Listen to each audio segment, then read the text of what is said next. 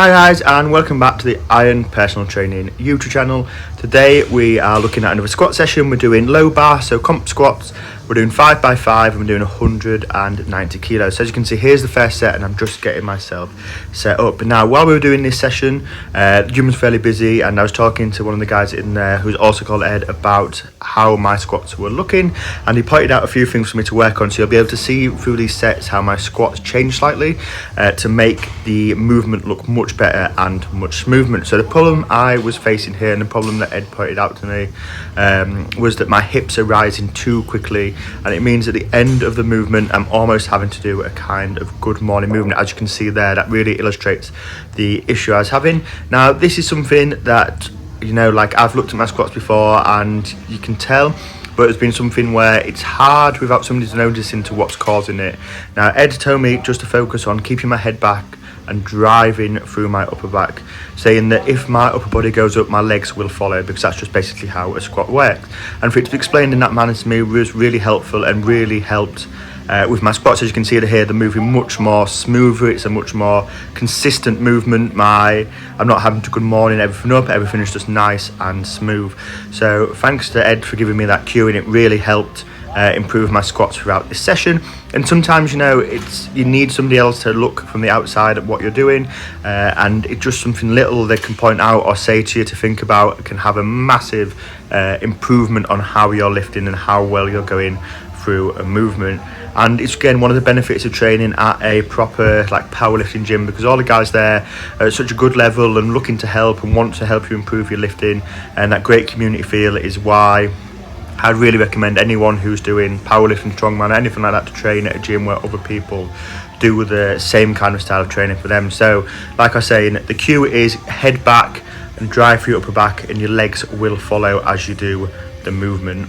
We then came on to some pause sumo deadlift. So like I said in the last deadlift video, I still have some form elements to work on my sumo deadlift, but we're going to get ourselves set up.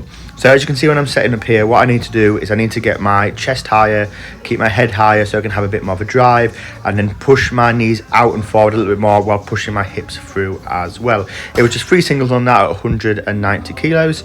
We then come on to some good mornings. Now, I would normally do these as dead stock good mornings. That's how I prefer to do my good mornings.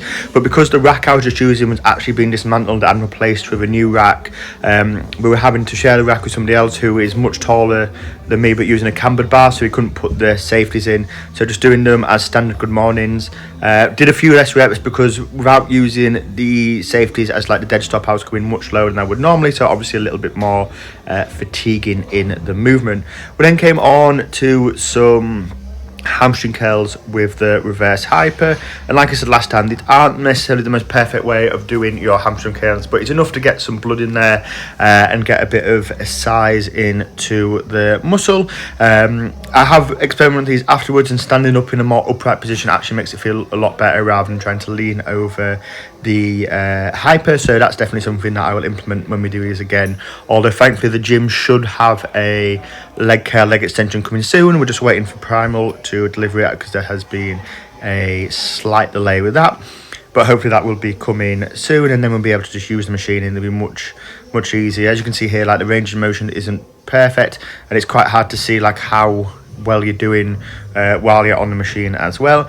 We then went on to using the reverse hyper for what it's meant for. We're doing 120 kilos and 3 sets of 10 on that. And like I've always said, reverse hyper is one of the best exercises to keep a nice healthy back, whilst also helping keep your glutes and your hamstrings very strong as well.